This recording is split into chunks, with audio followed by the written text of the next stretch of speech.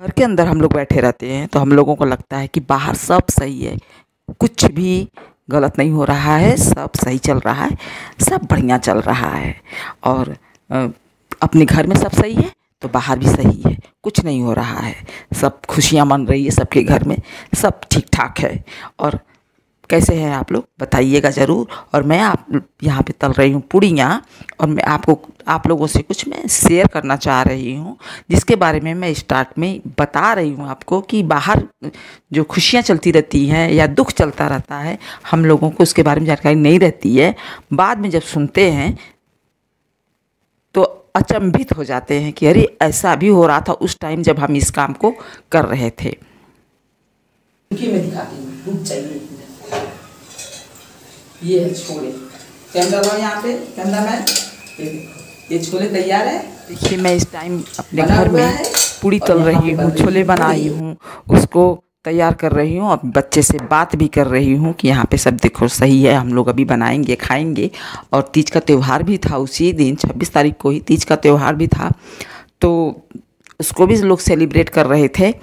और व्रत थे वैष्णो देवी धाम में, जो कि घटना घटी कि उसमें 30 से ज़्यादा लोग ख़त्म हो गए, जो कि बिल्डिंग गिरी अचानक और उसमें दब गए, मर गए। जब गए थे वो लोग वैष्णो देवी का दर्शन करने के लिए, किसी नेक काम के लिए गए थे, कुछ मांगने गए थे, देवी माँ की के लिए श्रद्धा लेकर गए थे, श्रद्धा भक्ति भाव में लीन थे वो लोग। वो जो गए थे कुछ सोचे होंगे कि हम चलेंगे देवी माँ से मांगेंगे, दोबारा फिर आएंगे, फिर दर्शन करेंगे, या कुछ लोग दर्शन करके वापस लौट रहे होंगे।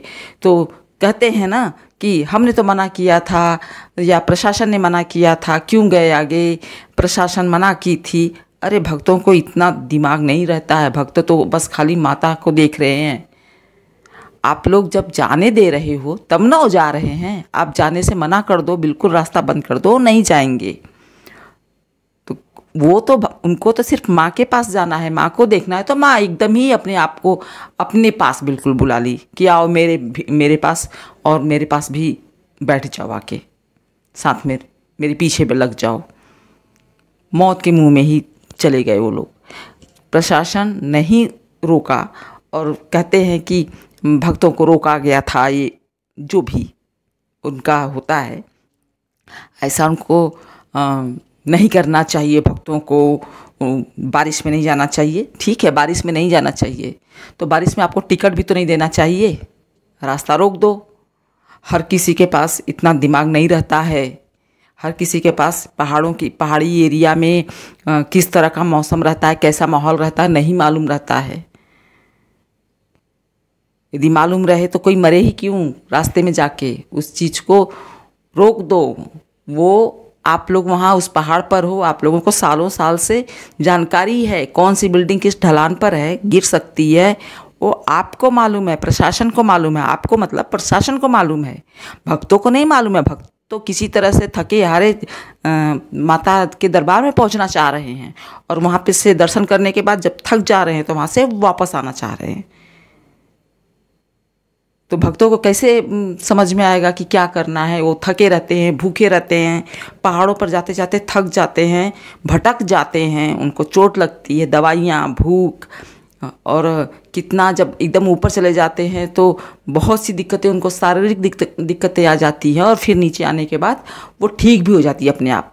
तो अपने आप में ही वो इतना परेशान रहते हैं कि उनको ये सब समझने का कहाँ से मौका मिलेगा। बिल्डिंग, कौन सी बिल्डिंग आपकी पहाड़ से लटक रही है, कौन सी नहीं लटक रही है, ये भक्त कैसे समझ पाएंगे।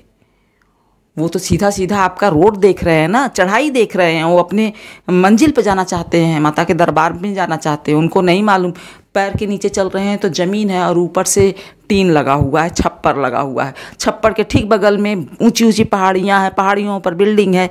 ये कैसे भक्तों को दिखाई देगा? हर भक्त को नहीं दिखाई देगा।